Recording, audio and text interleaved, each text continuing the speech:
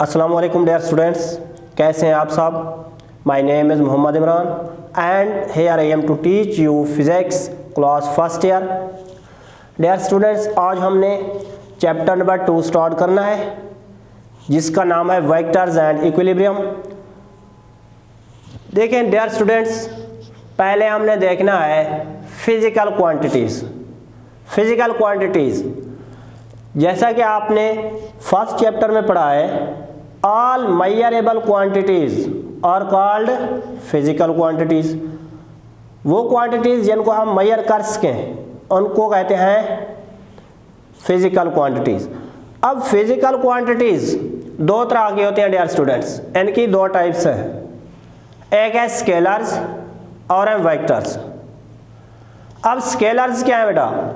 Scalars वो physical quantities हैं जिनको डिस्क्राइब करने के लिए जस्ट मैग्नीट्यूड की ज़रूरत होती है, ओनली मैग्नीट्यूड रिक्वायर्ड। ऐसी फिजिकल क्वांटिटीज जिनको डिस्क्राइब करने के लिए सिर्फ फिजिकल क्वांटिटीज रिक्वायर्ड हों उनको कहते हैं स्केलर्स। जैसा कि टाइम है, डिस्टेंस है, मास है। और दूसरी है वेक्टर्स। बेटा वेक्टर्स ऐसी फिजिकल क्वांटिटीज हैं जिनको डिस्क्राइब करने के लिए हमें magnitude as well as direction, magnitude के साथ साथ डायरेक्शन की ज़रूरत भी पड़ती है, उनको कहते हैं वेक्टर्स। वेक्टर्स की एग्जांपल्स फोर्स है, वेलोसिटी है, डिस्प्लेसमेंट है। ये है हमारे पास वेक्टर क्वांटिटीज़ जिनको डिस्क्राइब करने के लिए हमें मैग्नीट्यूड के साथ साथ डायरेक्शन की ज़रूरत भी पड़ती है। अब हम इन वेक्टर्स को रिप्रेजेंट कैसे करते हैं? बेटा रिप्रेजेंट करना है, इनके हमारे पास दो तरीके हैं वेक्टर्स को रिप्रेजेंट करने के। एक है सिंबॉलिकल रिप्रेजेंटेशन, सेकंड है ग्राफिकल रिप्रेजेंटेशन। सिंबॉलिकल रिप्रेजेंटेशन को हम पहले देखते हैं। सिंबॉलिकल रिप्रेजेंटेशन में हम वेक्टर क्वांटिटीज को बोल्ड फेस लेटर्स में लिखते हैं। बोल्ड फेस लेटर्स मतलब जो भी वेक्टर क्वांटिटीज हैं उनको जिस लेटर से हम रिप्रेजेंट कर रहे हैं उनको हम बोल्ड करके लिखेंगे। ये देखें, सपोज एक कोई वेक्टर क्वांटिटी है, इसको हमने बोल्ड करके लिखा। ये बोल्ड हमें बता रहा है कि ये क्वांटिटी एक वेक्टर क्वांटिटी है। अगर हम डिस्प्लेसमेंट की बात करें, डी है, इसको भी मैंने बोल्ड करके लिखा है। इसका मतलब ये हमारे पास क्या है, एक वेक्टर क्वांटिटी है। या फिर बेटा इस बोल्ड के अलावा एक और मेथड भी है कि वो लेटर जिसको हम वेक्टर क्वांटिटी कह रहे हैं उसके ऊपर एरो हेड लगा लें। जैसा कि वेलोसिटी की मैंने बात की, वेलोसिटी एक वेक्टर क्वांटिटी है, इसके ऊपर हम एक एरो हेड लगा के इसको रिप्रेजेंट करेंगे। अब ये एक वेक्टर क्वांटिटी को शो कर रहे हैं। इसी तरह अगर हम डिस्प्लेसमेंट की बात करें, डिस्प्लेसमेंट के ऊपर भी मैंने एक एरो लगा दिया है। इसके ऊपर की बजाय नीचे भी हम एरो लगा सकते हैं, वो भी वेक्टर को रिप्रेजेंट करता है बेटा। दूसरा है बेटा हमारे पास ग्राफिकल रिप्रेजेंटेशन। ग्राफिकल रिप्रेजेंटेशन में हम वेक्टर को एक लाइन ड्रा करके एक साइड पे हम उस पे ऐसे एरो लगा देते हैं। ये भी एक वेक्टर की रिप्रेजेंटेशन है। अब इसकी इस पार्ट को, ये जो पार्ट है इसको कहते हैं टेल।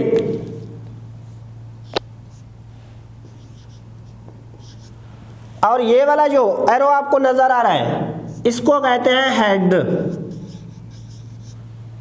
ये टेल होती है और ये एरो वाला पार्ट जो इसका होता है इसको कहते हैं हेड। ये था बेटा हमारे पास स्केलर्स और वेक्टर क्वांटिटीज। अब देखते हैं रेक्टेंगुलर कोऑर्डिनेट सिस्टम क्या होता है।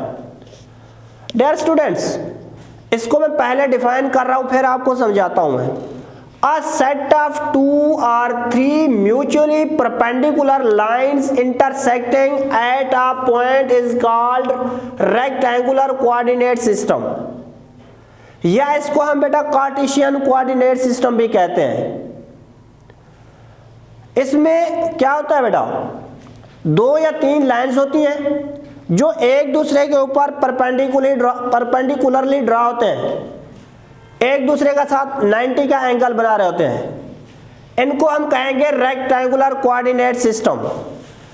वो पॉइंट जिस पे ये दोनों लाइंस एक दूसरे को कट करें, यहां पे ये देखिए बेटा, इस पॉइंट को, ये पॉइंट है जहां पे ये कट कर रहे हैं, इसको कहते हैं ओरिजिन। वो पॉइंट जिस पे 2 लाइंस एक दूसरे के ऊपर परपेंडिकुलरली कट करें, उस पॉइंट को कहते हैं ओरिजिन। और इस पूरे सिस्टम को हम कहते हैं रेक्टेंगुलर कोऑर्डिनेट सिस्टम या कार्टेशियन कोऑर्डिनेट सिस्टम कहते हैं हम इसे बेटा। अब इसमें इस पॉइंट को तो हम ओरिजिन कहते हैं। अब ये जो हॉरिजॉन्टल लाइन है, इस सिस्टम में इस हॉरिजॉन्टल लाइन को हम कहते हैं एक्स एक्सिस। हॉरिजॉन्टल लाइन को हम कहते हैं एक्स एक्सिस। और यहां जो वर्टिकल लाइन आपको नजर आ रही है, इस वर्टिकल लाइन को हम कहते हैं वाई एक्सिस।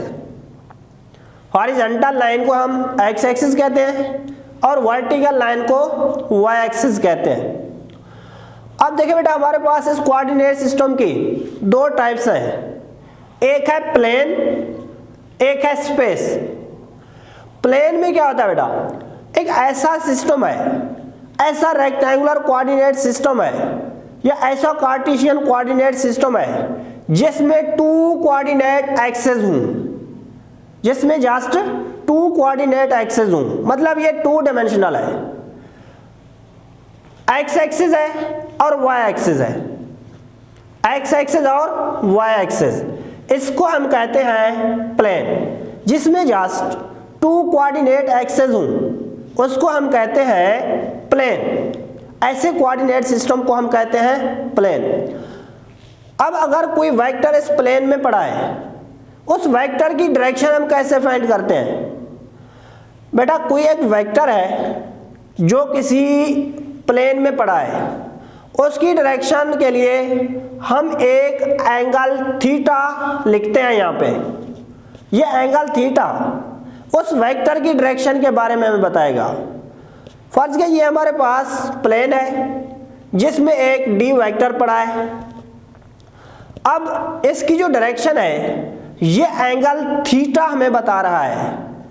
जो एक वेक्टर रिप्रेजेंटिंग लाइन बना रही है पॉजिटिव एक्स एक्सिस के साथ और एंटी क्लॉकवाइज डायरेक्शन में, वो एंगल जो एक वेक्टर बनाए पॉजिटिव एक्स एक्सिस के साथ एंटी क्लॉकवाइज डायरेक्शन में, वो एंगल आपको इस वेक्टर की डायरेक्शन बताएगा।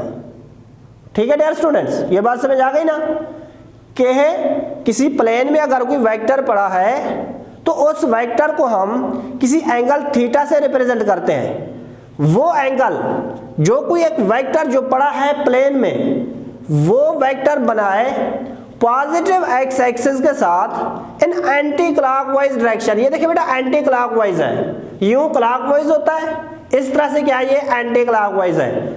तो ये एंटी क्लॉकवाइज एंगल बन रहा है, किसके साथ है? पॉजिटिव एक्स एक्सिस के साथ है। ये एंगल आपको किसी वेक्टर की डायरेक्शन के बारे में बताएगा जो कि किसी प्लेन में पड़ा है। इसी तरह बेटा हम फिर स्टडी करते हैं स्पेस को।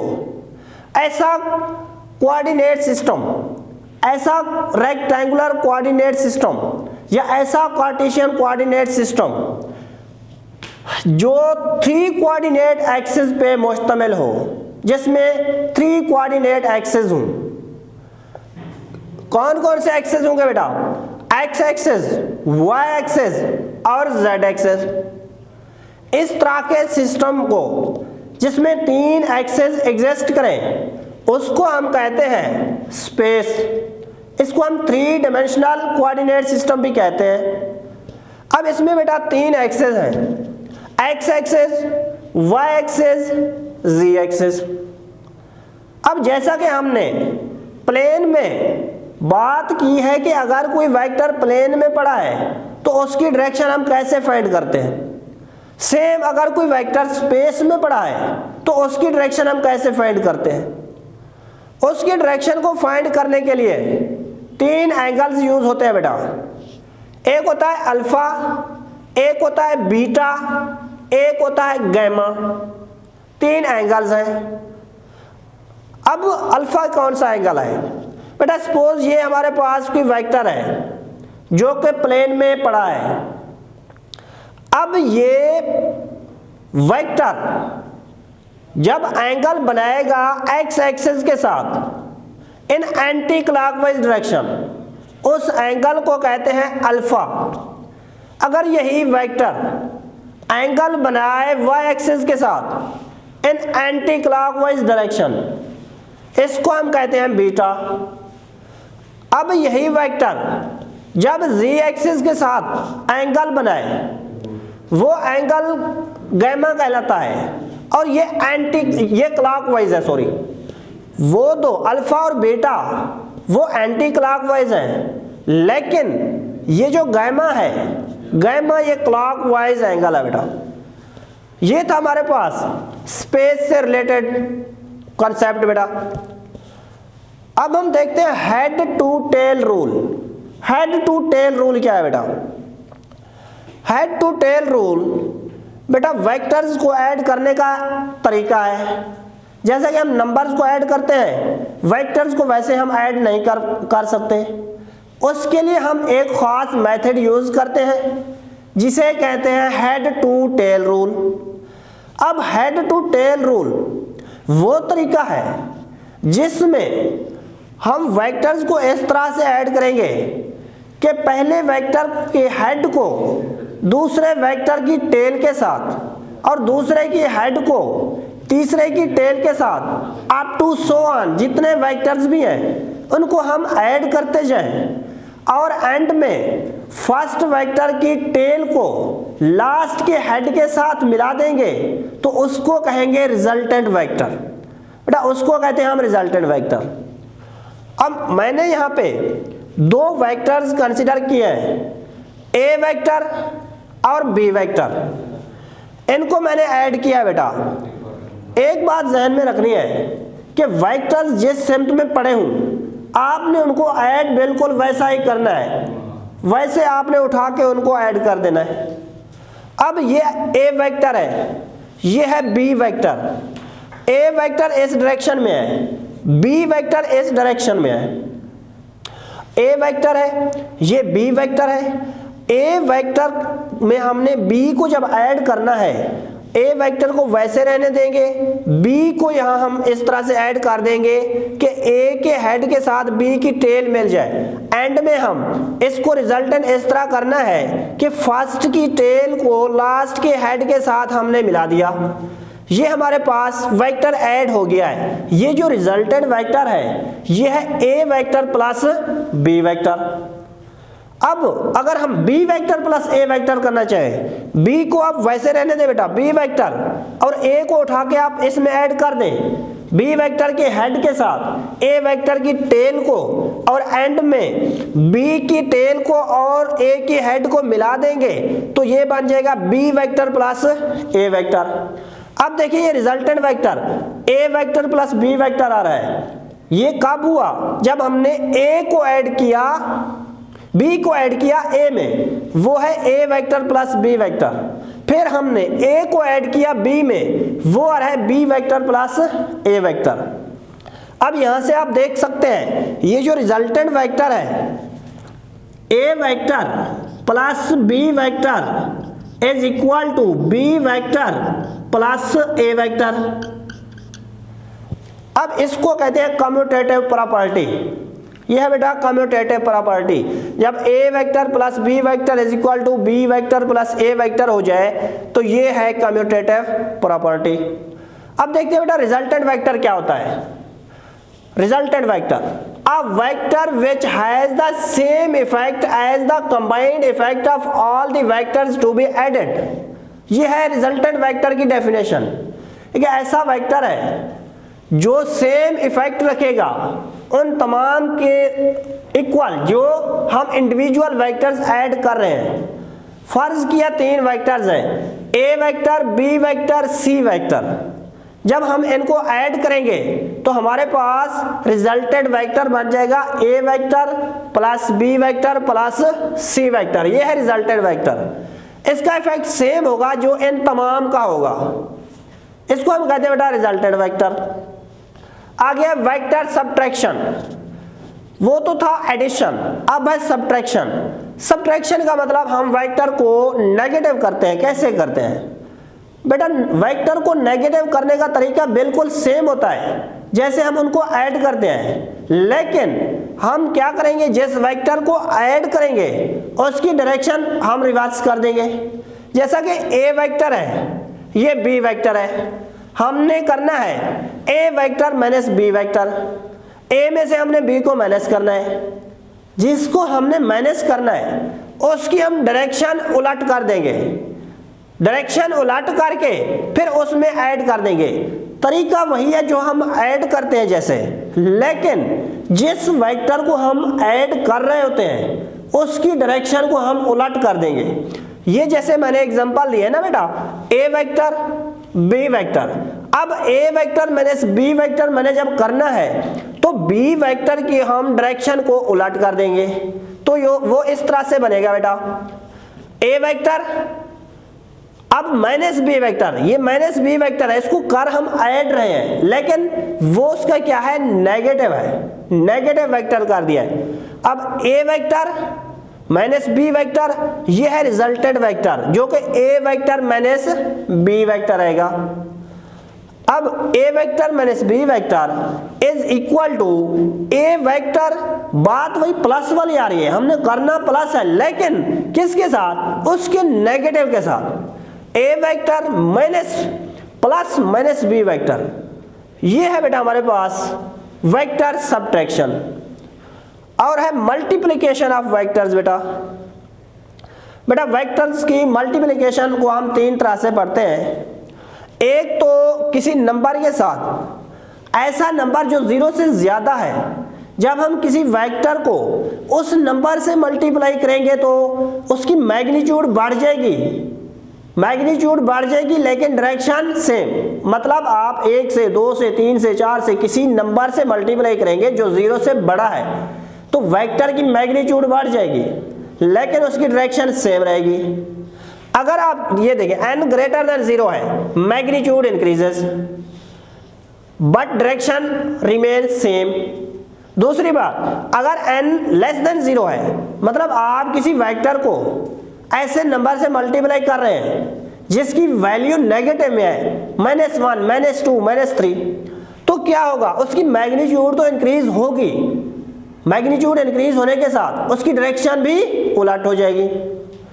अब एक और है मल्टीप्लिकेशन विद स्केलर्स। आप किसी वेक्टर को जब किसी स्केलर क्वांटिटी से मल्टीप्लाई करते हैं तो आपके पास कोई न्यू क्वांटिटी बन जाती है और वो क्वांटिटी वेक्टर क्वांटिटी होती है। जैसे कि मैंने बेटा इधर एग्जांपल लिखी है, p vector is equal to m v vector. अब यहाँ एक वेक्टर क्वांटिटी मल्टीप्लाई हो रहा है किसी स्केलर के साथ। वेलोसिटी वेक्टर क्वांटिटी है, मास स्केलर क्वांटिटी है, एक वेक्टर क्वांटिटी स्केलर के साथ मल्टीप्लाई हो रहा है, आपके पास एक न्यू क्वांटिटी बन रही है, वो है मोमेंटम p। ये जो मोमेंटम है ये वेक्टर क्वांटिटी है। तो हमें वाज़ेह हो गया, जब कोई वेक्टर किसी स्केलर के साथ मल्टीप्लाई होगा तो न्यू क्वांटिटी बनेगी जो कि वेक्टर क्वांटिटी होगी। ओके, अल्लाह हाफ़िज़।